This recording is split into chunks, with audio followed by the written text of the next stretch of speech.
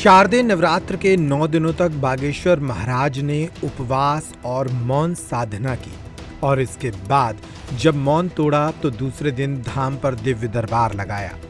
इस दिव्य दरबार के दौरान बागेश्वर सरकार ने कहा कि अब भारत की गली गली में केवल बजरंग बली की चलेगी। अगर तुम राम के नहीं तो किसी काम के नहीं। उन्होंने कहा कि हमने 9 दिनों में तैयारी कर ली है कि अब भारत में जात पात, ऊंच नीच, छुआछूत, भेदभाव को मिटाना है। सरनेम तो सबके रहेंगे, लेकिन अब सरकार को 2 जातियां ही बनानी चाहिए, एक अमीर की और एक गरीब की, ताकि भारत का विकास हो सके। सुनिए बागेश्वर धाम पीठाधीश्वर का ये बयान।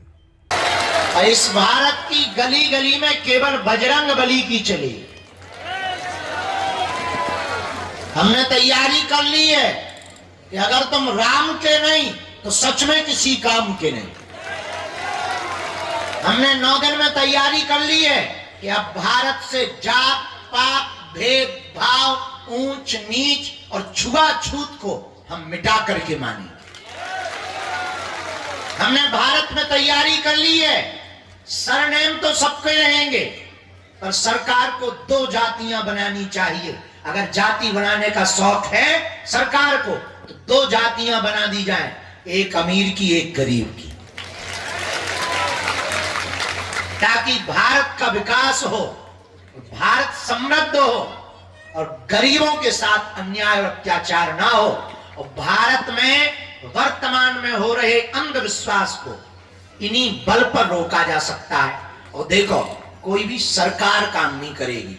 हमारा तो विचार थोड़ा सोचना अलग है। अब तुम्हें खुद अपना सरकार स्वयं बनना पड़ेगा।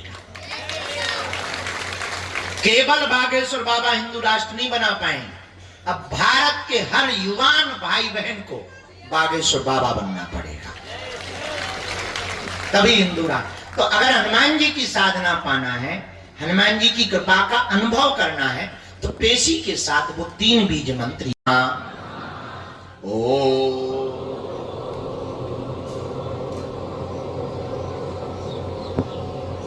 हम हनुमते नमः। ओ खैर, पूछने के बाद बचोगे नहीं बांधने लायक, अगर घरवाली समझदार होगी हमारे जैसी, मारपीट कर सकती है, वो आपका रिस्क स्वयं का होगा। जिनकी शादी नहीं हुई, विवाह की अर्जी पीले रंग के कपड़ा में, बाकी सब अर्जियां पता नहीं, त्योहार है, रिश्तेदारी में गए, खाने की छूट है, लेकिन मांस मंगरा की छूट किसी भी हालत में नहीं। हाँ, एक आदमी हमें मिला, बोला गुरुजी 22 बार आ गए, कोई काम नहीं हुआ। हम कहा अरे ऐसा हो नहीं सकता यार, आज तक गड़बड़ नहीं हुआ। हमका पर्चा दिखा, नियम किया पूरा, भगवान कसम लहसुन प्याज तो छुआ नहीं। तो हमने गुरुजी से बात की, हमने कहा बेचारा इतना अच्छा भगत है,